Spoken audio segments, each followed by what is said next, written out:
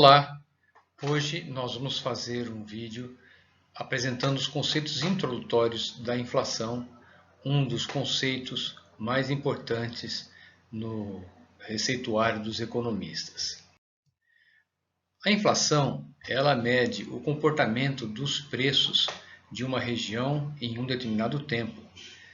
Em geral, as medidas são feitas ou por mês ou por ano.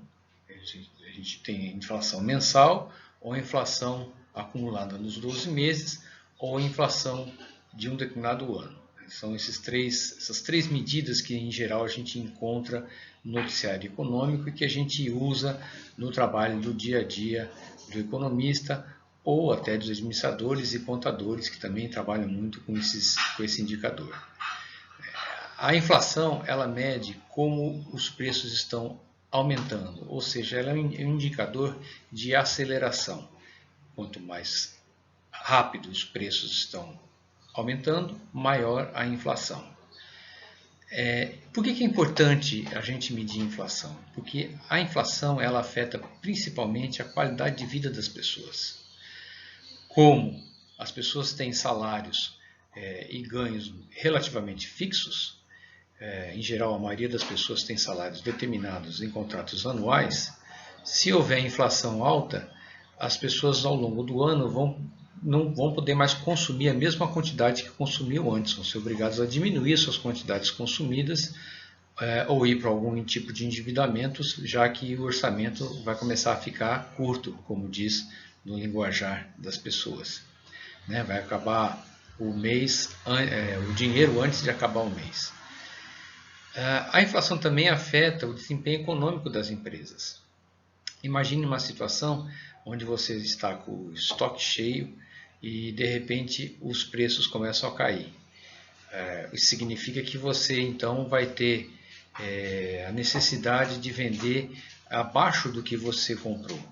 Ou então uma situação onde você vai repor o seu estoque e descobre que o fornecedor está com preço mais alto e aí aquilo que você achou que ia ser lucro não pode ser lucro porque você vai ter que comprar e repor o estoque. Então, parte do que você achava que era lucro foi corroído, o termo que a gente fala, corroído pela inflação. Basicamente, nós temos dois grandes tipos de índices de inflação. Os índices de inflação, que eu estou chamando aqui de setoriais ou para um público específico, os principais desse tipo são os índices de preço ao consumidor, os índices de preço aos produtores agrícolas, por exemplo, os índices de construção civil, quer dizer, são índices que são feitos para um público mais restrito. Quando a gente está fazendo o índice de preço ao consumidores, nós estamos elencando, escolhendo produtos que são do consumo final das pessoas. Não são todos os produtos da economia. São os produtos que as famílias consomem, principalmente as famílias consomem. Quando a gente está falando, por exemplo, índice de preço aos produtores agrícolas, a gente está preocupado por exemplo, quanto que o produtor agrícola está recebendo por um certo tipo de produto.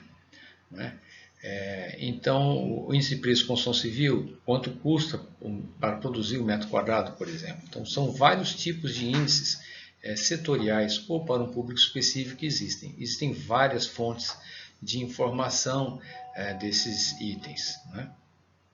Nós também temos índices de preços gerais. A preocupação dos índices de preços gerais já é mais ampla, é de olhar como todos os preços da economia estão se comportando.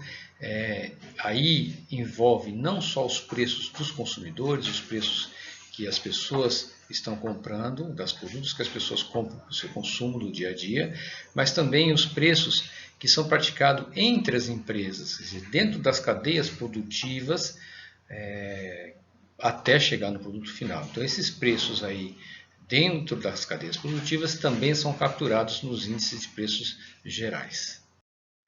Nesse vídeo a gente vai se centralizar as nossas conversas nos índices de preço ao consumidor. As principais entidades que calculam os índices de preço ao consumidor são a Fundação Getúlio Vargas e o Instituto Brasileiro de Geografia e Estatística, o IBGE. Também temos índice de preços, por exemplo, da FIPE, da USP, só que ele é centrado mais na cidade de São Paulo. Então, o usual é se trabalhar com os índices de preços da FGV e do IBGE. O IBGE tem o que eles chamam de Sistema Nacional de Índices de Preço ao Consumidor, que foi criado na década de 70 e vem sido melhorado constantemente. Por exemplo, agora, em janeiro de 2020, já neste ano, o IBGE atualizou os pesos, as importâncias, os tipos de produtos que são obtidos preços a cada mês. Então, constantemente o IBGE vem melhorando o Sistema Nacional de Índice de Preço ao Consumidor. Esse sistema ele é subdividido em dois tipos de índice de preços. O Índice Nacional de Preço ao Consumidor e o Índice de Preço ao Consumidor Amplo. Eles são parecidos, mas eles têm algumas diferenças que a gente vai ver no slide seguinte. O Índice Nacional de Preço ao Consumidor, INPC, ele é feito de maneira e pensando em mediar relações de trabalho. Ou seja, ele foi pensando onde a maioria dos trabalhadores, na renda da maioria dos trabalhadores brasileiros. Hoje, ele cobre pessoas que têm renda de 1 a 6 salários mínimos, o que dá mais ou menos 50% das famílias com chefes assalariados e, na região metropolitana do Recife, mais ou menos 63% das famílias dos assalariados e 33% do total de famílias. Uma coisa interessante de se falar é que não se faz levantamento de pessoas que ganham menos de um salário mínimo, porque o consumo dessa faixa de renda é muito instável, muda muito de mês para mês, dado a baixa renda. Então, o IBGE exclui pessoas que têm renda abaixo de um salário mínimo para o cômputo do INPC. Já o Índice de Preços ao Consumidor Amplo, o IPCA, ele, como o próprio nome diz, tenta pegar a maior parte da população brasileira. Por isso, a cobertura é de pessoas, pensando na cesta de consumo, de pessoas de 1 a 40 salários mínimos, o que dá alguma coisa em torno de 90% das famílias brasileiras, nessa faixa bem ampla de renda. Claro que quanto mais amplo a faixa de renda, mais variabilidade tem nos consumos, o que faz com que o IBGE, na hora de fazer o levantamento, consulte um grande número de famílias para poder estabelecer qual seria a cesta média de consumo. Então vamos entender um pouquinho como é que o IBGE faz, de uma forma bem simplificada, como é que o IBGE faz o cômputo do índice de preço de inflação. Primeiro de tudo, é feita uma pesquisa para determinar o comportamento médio dos consumidores. Essa pesquisa se chama Pesquisa de Orçamento Familiar, POF. Essa POF, então, são visitados mensalmente milhares de famílias e é anotado com grande riqueza de detalhe como que essas pessoas consomem, no que elas consomem, e isso então, depois de terminada essa pesquisa, a pesquisa demora muito tempo para ser feita, é feito então um tratamento dos dados para se estabelecer, agregar quais são os tipos de produtos e se faz então como se fosse uma lista de compra das famílias, que vai desde produtos de alimentação, uma descrição, por exemplo, do tipo de arroz que se compra em cada região do país, do tipo de feijão que se compra em cada região do país, passando por serviços de educação, serviços de telecomunicações, serviços de transporte. Então é feito todo um levantamento de como as pessoas gastam esse POF. Vejam que o comportamento das pessoas muda ao longo do tempo, então isso obriga o IBGE a refazer essa cesta de consumo ao longo do tempo. Por exemplo, 20 anos atrás não existia celular, não existia Netflix, Poucos anos atrás não existia Uber, e hoje em dia isso faz parte dos gastos das pessoas. Então isso de alguma maneira tem que entrar na cesta de consumo. E como é que entra? Fazendo uma nova pesquisa de orçamento familiar, calculando um novo cesta de consumo, um novo hábito. E nesse momento, certos produtos deixam de entrar no cômputo da inflação, outros produtos passam a entrar no cômputo da inflação. De maneira que há alguma dificuldade técnica quando a gente pega longos períodos de inflação para analisar, para comparar, tem alguns momentos que tem o que a gente chama de quebra na metodologia, o que exige quem vai trabalhar com esse tipo de informação algum cuidado. É feito também um levantamento de onde as pessoas compram, um cadastro que o IBGE tem de locais de consumo, que, por exemplo, no passado não existia consumo pela internet, hoje em dia já tem no cadastro levantamento de informações através da internet. Inclusive nesse momento de pandemia, todo o levantamento está sendo feito de forma virtual, por telefone. Os pesquisadores estão fazendo esses levantamentos hoje de forma virtual. E são criadas então essas rotas de visitas. Então os pesquisadores têm rotas, têm uma listagem de estabelecimentos que eles têm que visitar a cada semana, e essas informações então são coletadas para ser feito o cálculo da inflação a cada mês. Na verdade, no caso do IPCA, especificamente falando, sai o índice de preço ao consumidor amplo e o índice de preço ao consumidor amplo 15, que é exatamente pegando meio mês e outro meio mês. Quer dizer, então, todo dia 15 faz um levantamento prévio da inflação. Isso começou a ser feito no passado, quando os índices de preço eram muito altos e variavam muito. Isso obrigou o IBGE a fazer esses levantamentos com mais, divulgar esses levantamentos de preços com mais frequência. Mas mesmo assim foi mantido o índice de preços ao consumidor amplo.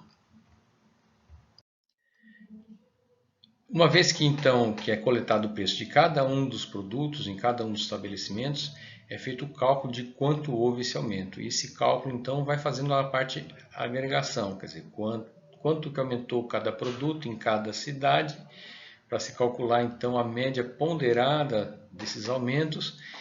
E como é que a gente faz essa média ponderada? Usando exatamente a importância que cada alimento tem, ou cada produto tem, cada serviço contratado tem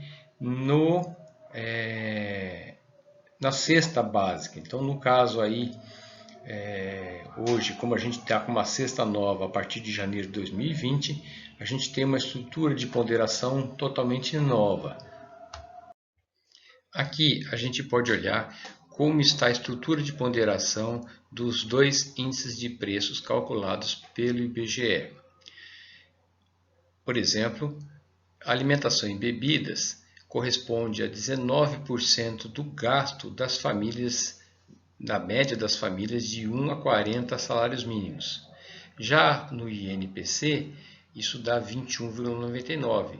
Significa o quê? Quanto menor a renda das pessoas, mais importante, mais se gasta com alimentação e bebidas, porque sobra menos dinheiro para outros tipos de gasto. É interessante também se a gente olhar para dentro do tipo de gasto que a gente tem aqui dentro nas subdivisões de cada um dessas grandes categorias de gasto aí, é diferente a composição dentro do IPCA e dentro do INPC. Por exemplo, em transportes, no IPCA, gasolina, etanol e diesel têm um preço mais importante do que para o INPC, onde passagem de ônibus, por exemplo, tem um peso maior do que no IPCA. Então, apesar de ter um peso parecido, transportes em IPCA e INPC, dentro deles também tem diferenças.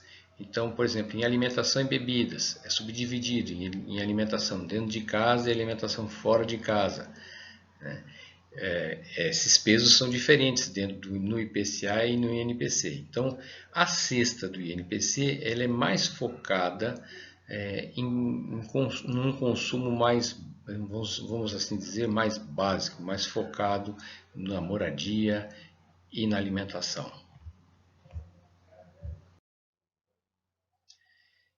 Vamos fazer então um exemplo prático, só para exemplificar como é feito isso aí. Nós temos aqui as categorias de gasto, alimentação, bebidas, habitação, artigos para residência, os pesos atuais que o IBGE está usando e nós colocamos aqui uma variação hipotética nos preços. Então, faz de conta que subiu 0,15% nos preços de alimentação e bebidas, que subiu 2% nos preços de transportes. Por exemplo, foi um mês que teve aumento na passagem de ônibus, porque passagem de ônibus, como aumenta uma vez por ano, ele dá um pico naquele mês que teve aumento da passagem de ônibus e nos outros meses a variação é zero. Então, só para a gente ter uma possibilidade assim. Isso é multiplicado, então, o peso do IPCA vezes a variação dos preços, divide por 100 e a gente vai ter a contribuição que aquela categoria de gasto deu para a inflação. Se nós somarmos cada um desses itens de contribuição, nós vamos ter o IPCA daquele mês. Então, basicamente, ou tecnicamente, o IPCA é uma média ponderada dos aumentos de preços, usando como fator de ponderação a importância de cada item de consumo numa família média brasileira, no caso do IPCA, uma família que ganha entre 1 a 40 salários mínimos. Aqui a gente já está olhando como seria o cálculo do Índice Nacional de Preço ao Consumidor. O procedimento é similar ao do IPCA. O que muda, então, são os pesos de ponderação que agora correspondem ao consumo médio de uma família de 1 a 6 salários mínimos. Nesse nosso exemplo aqui, nós estamos usando a mesma variação de preços, de maneira que vocês possam comparar como o cálculo vai ser diferente se você considera um público diferente para cálculo da inflação.